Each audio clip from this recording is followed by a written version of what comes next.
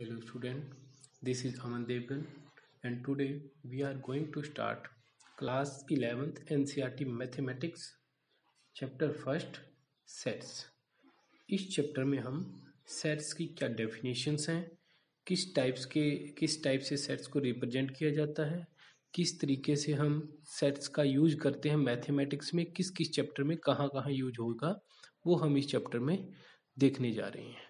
तो हम स्टार्ट करते हैं हमारा first chapter. First of all, definition of set. A set is a well defined collection of object और थिंग्स। एक जो सेट है वो ऑब्जेक्ट्स का या थिंग्स का या कुछ भी हो सकता है, एक जैसे सिमिलर थिंग्स, उनका एक कलेक्शन, उनकी एक कलेक्शन है, उनकी एक अरेंजमेंट है। तो इसमें वेल डिफाइंड का मीनिंग क्या है? वेल डिफाइंड का मीनिंग ये है कि ये इस तरीके से डिफाइन है उसका हर एक एलिमेंट कि उस सेट को कोई भी बनाए, कोई भी उसको अरेंज करे, उसकी डेफिनेशन के अकॉर्डिंग वो हर पर्सन से एक ही सेट बनेगा, वो अलग अलग नहीं बनेगा। एग्जांपल देखेंगे हम कुछ साथ में, उसके साथ में हमें अच्छे तरीके से समझ आ जाएगा। उससे पहले हम कैसे सेट की नोटेशंस होती है वो देख लेते हैं। नोटेशन की बात करते हैं।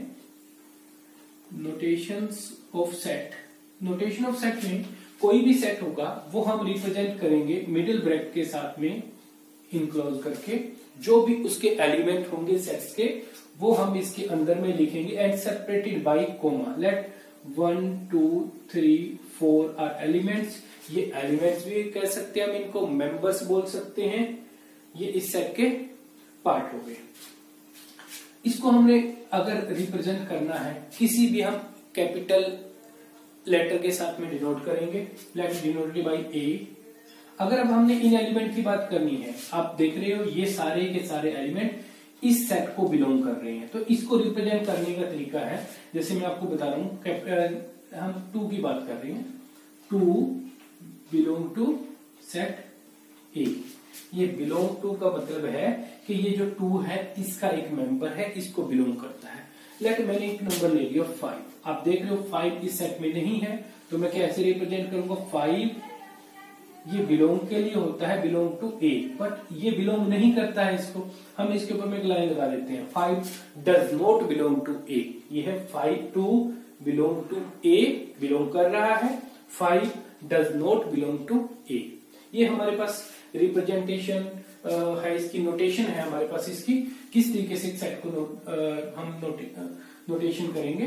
देखो यहाँ पर एक बार फिर देख लेते हैं कि मिडिल ब्रैकेट के साथ में इनक्लोज होगा। जितने भी हमारे पास में एलिमेंट है उसको अंदर में राइट डाउन कर सकते हैं, या हमारे पास एक अलग फॉर्म होती है, अभी इसके बाद डिस्कस करेंगे, उस फॉर्म में भी हम लिख सकते हैं। जो सेट है उसको हम रिप्रेजेंट करते हैं किसी एक कैपिटल लेटर के साथ में। स्मॉल लेटर के साथ में हम रिप्रेजेंट नहीं करेंगे, स्मॉल लेटर के साथ में हम एलिमेंट को रिप्रेजेंट करते हैं। हाउएवर कई बार ऐसा भी होता है कि हमारे पास में जो बीच में हमने एलिमेंट लेने हैं वो स्मॉल लेने हैं, लेकिन कई बार ऐसे कह देता है कि इसके जो एलिमेंट है वो क्या है, एक वर्ड दे दिया आपको, कोई वर्ड दे दिया, मैथ्स दे दिया, आपको बोल दिया मैथ्स का हर लेटर जो है, every letter of maths is the member of set. उस केस में हम वो कैपिटल लेटर ही लेते हैं। अदरवाइज हमने जो भी एलिमेंट को डिनोट करना होता है वो स्मॉल लेटर के साथ में डिनोट करना होता है। तो बात करते हैं रिप्रेजेंटेशन ऑफ सेट। सेट को हम 2 टाइप से रिप्रेजेंट कर सकते हैं, roster form and tabular form. एक ही है रोस्टर फॉर्म और tabular form, other is set builder form और रूल मेथड। रोस्टर फॉर्म में क्या है? रोस्टर फॉर्म है कि जितने भी हमारे पास किसी सेट के एलिमेंट हैं वो सारे के सारे हमने रिप्रेजेंट करने होते हैं, जितने भी उसके मेंबर है वो सारे रिप्रेजेंट करेंगे हम उस सेट के अंदर में।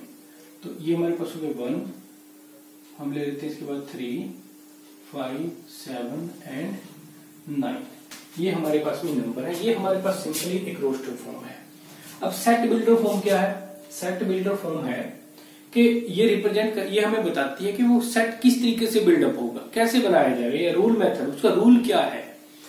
यानी कि हमें वो एक रूल लिख के देता है किस तरीके से मैं इसी सेट को रोस्टर फॉर्म को ही टेबुलर फॉर्म, इसको सेट बिल्डर फॉर्म में या रूल मेथड में लिख रहा हूं। तो मैंने क्या कहा कि ए सेट है, उसके अंदर में एक्स भी एनी एलिमेंट, कोई भी एलिमेंट एक्स जो है उसके अंदर में, उसकी प्रॉपर्टी क्या है? X is an odd integer कह सकते हैं हम, odd integer less than 10, odd integer है, लेस देन 10 है, तो इस तरीके से हमारे पास ये रिप्रेजेंटेशन होगी। तो क्या रिप्रेजेंटेशन हमारे पास सेट बिल्डर फॉर्म में, सेट बिल्डर फॉर्म में हमने ब्रैकेट वही रखनी है, x कोई भी जो उसका एलिमेंट है उसको हम x से डिनोट कर देंगे और यहाँ पे सेमीकोलन आगे लिखेंगे x, उसकी प्रॉपर्टी बताएंगे, x is odd natural number less than 7, हम इस तरीके से भी लिख सकते हैं इसको। और अब इसके बाद में जो है हमारे पास में वो आते हैं हमारे पास टाइप्स ऑफ सेट, वो हम इसके बाद में आगे देखते हैं टाइप्स ऑफ सेट में हमारे पास क्या क्या है। टाइप्स ऑफ सेट में बात करें कि सेट कितने टाइप के होते हैं, सबसे पहले एक सिंपल ही हम बात करते हैं, जैसे 10th में हमने एपी सीरीज में किया था कि एपी सीरीज 2 टाइप्स की होती है, एक तो फाइनाइट और इनफाइनाइट। फाइनाइट के अगर हम उसके टोटल नंबर को काउंट कर सकते हैं और इनफाइनाइट अगर टोटल नंबर को काउंट नहीं कर सकते। तो इसी तरीके से अगर हमारे पास सेट में किसी भी सेट के अंदर में अगर हमारे पास टोटल नंबर जो है, हमारे पास जो टोटल नंबर है वो अगर फाइनाइट है तो उस केस में हम कहेंगे फाइनाइट सेट, और अगर हमारे पास टोटल नंबर जो है वो इनफाइनाइट है, यानी कि हम काउंट नहीं कर सकते, उनको काउंटेबल नहीं है, तो हम कहेंगे इनफाइनाइट सेट। इनफाइनाइट सेट यानी कि सिंपल ही है कि जिसको काउंट कर सकते हैं सारे के सारे नंबर अगर सेट के, तो वो हमारे पास में फाइनाइट है, और अदरवाइज जिसको काउंट नहीं कर सकते वो हमारे पास इनफाइनाइट सेट है।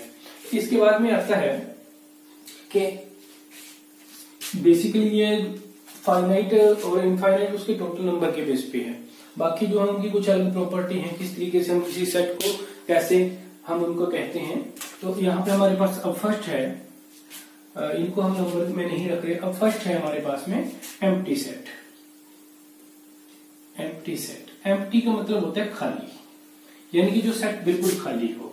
तो मैंने सेट की रिप्रेजेंटेशन दी, ये रिप्रेजेंटेशन हमारे पास सेट की, लेट दिस इज सेट ए, इसके अंदर में कोई भी एलिमेंट नहीं है, ये हमारे पास एम्प्टी सेट है, खाली सेट है।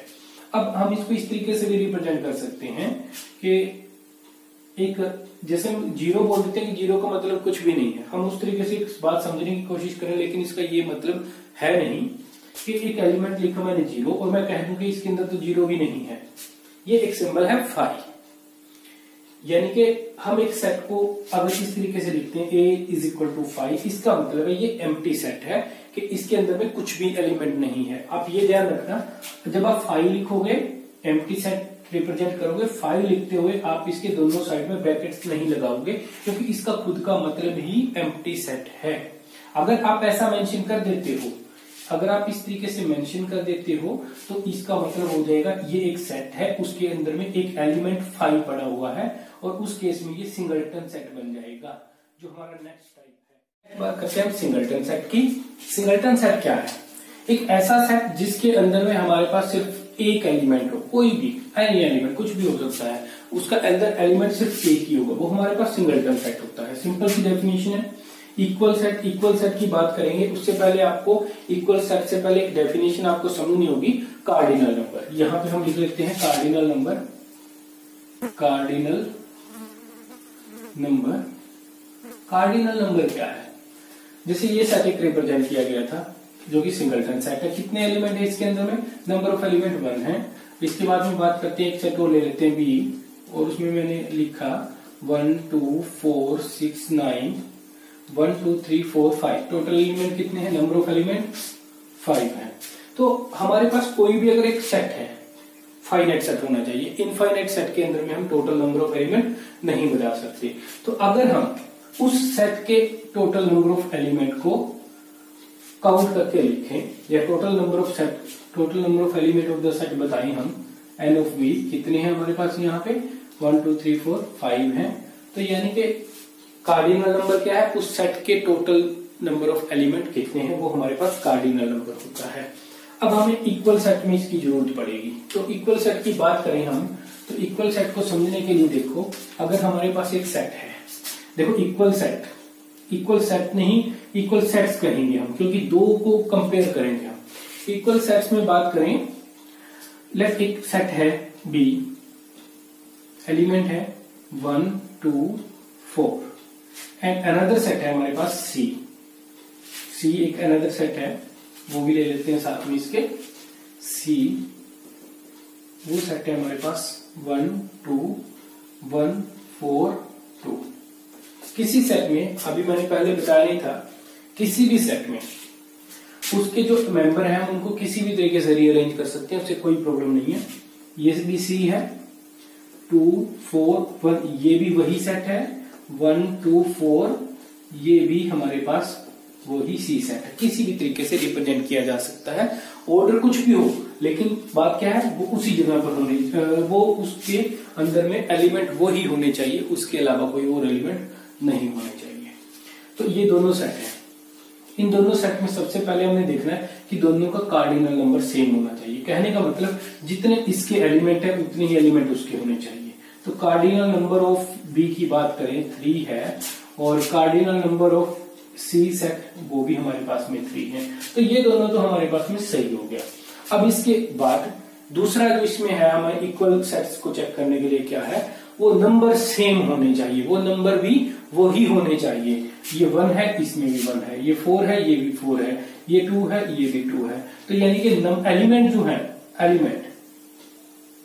एलिमेंट्स सेम होने चाहिए हमारे पास, तभी हम उसको क्या कह सकते हैं, इक्वल सेट्स बोल सकते हैं। अब इक्वल सेट के बाद में हमारे पास में आता है एक इक्विवेलेंट सेट। इक्विवेलेंट सेट का मतलब क्या है, इक्विवेलेंट सेट में हमारे पास इक्वल सेट की जैसी ही प्रॉपर्टी लगेगी। प्रॉपर्टी क्या है कि जैसे ये एक सेट था हमारे पास में, एक सेट मैंने और ले लिया, ये बी सेट था, एक मैं सेट डी ले रहा हूं, डी सेट इज 4 6 9।